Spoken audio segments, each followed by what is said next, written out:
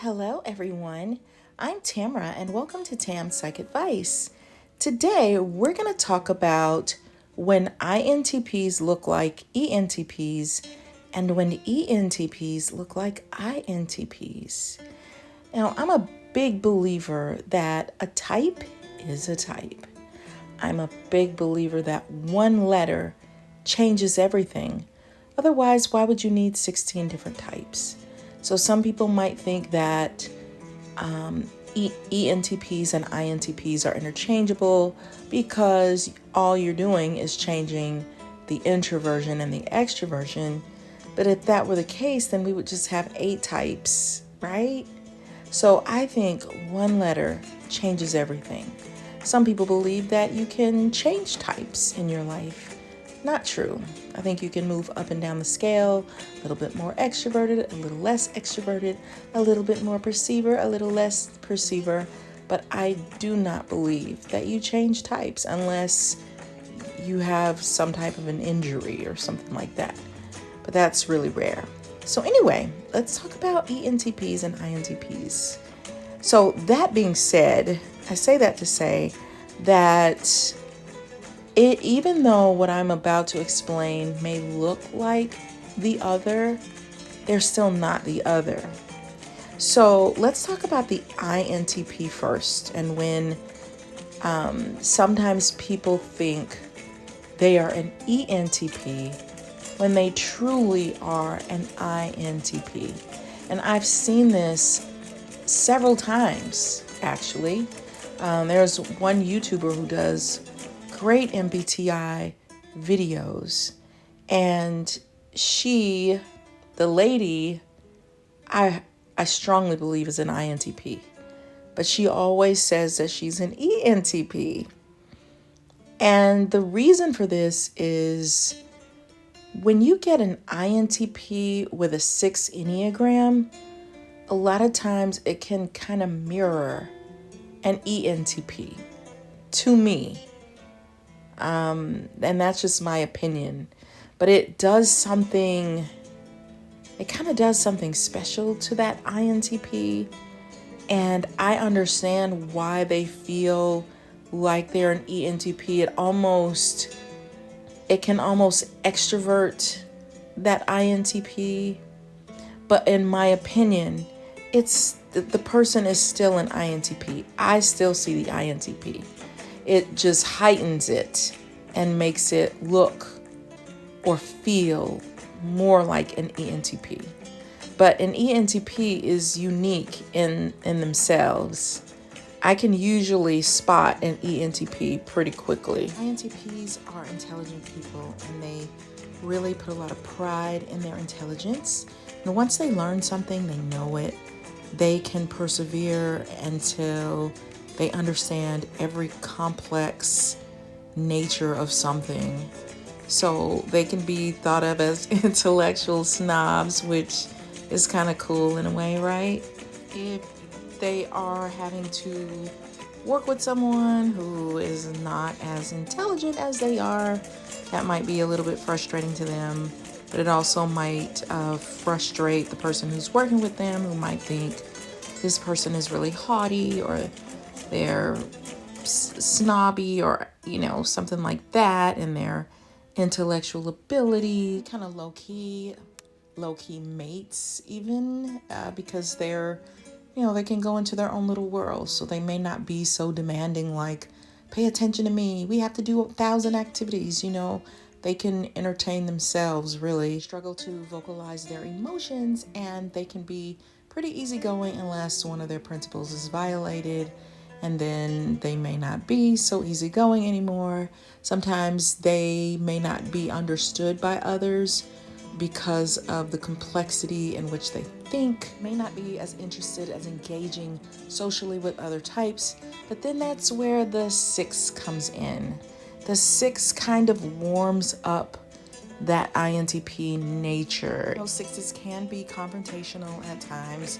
They also have a way of drawing people in. Maybe on some level at some point in their life, their young life, they had to learn how to survive and develop some survival skills.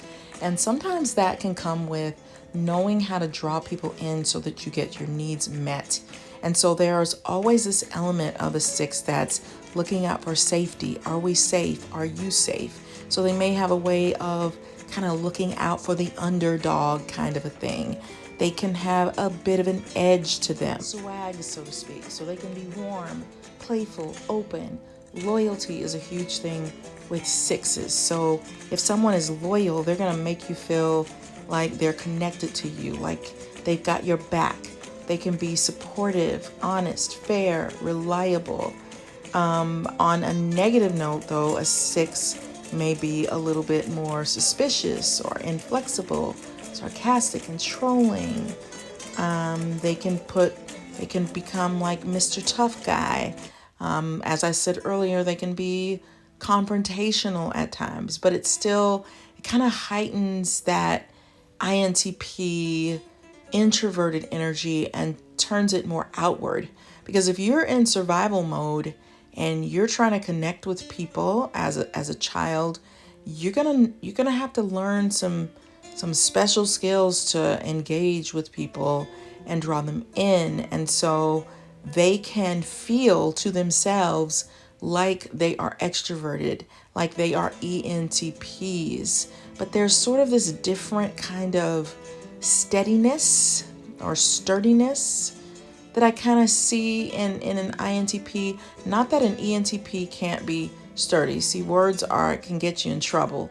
That's not what I'm saying. But ENTPs can kind of jump from thing to thing in a bigger way, a more risky way. Whereas it's like the INTP is more intensified in like tinkering with the toy and really perfecting that toy or that item. This ENTP lookalike is going to be very committed and faithful to their friends, to their family. They're going to be responsible and hardworking. They're going to be compassionate towards others. And they're also going to have intellect and wit. They may also have a lot of anxiety that they have to work through. They may need some reassurance that everything is okay. Sometimes when people need reassurance, it kind of draws other people in a little bit, like, okay, I kind of know where to get in with this person. You're going to be able to joke with them and laugh with them. So now let's talk about when the ENTP looks like or feels like an INTP. A little bit about ENTPs. They have a charming way of kind of bypassing what's the standard of things. And they can have a variety of occupation. They don't like too much routine. That could get really boring and make them feel extremely restless. They like outwitting the system, and they can use rules and regulations within the system to make big moves or to kind of outshine or outdo the system. So they don't like dull routine, but they are very creative when it comes to living life. They can laugh easily. They usually have great humor. It can be quite natural when it comes to human relationships and human systems. These people can look suspiciously like INTPs.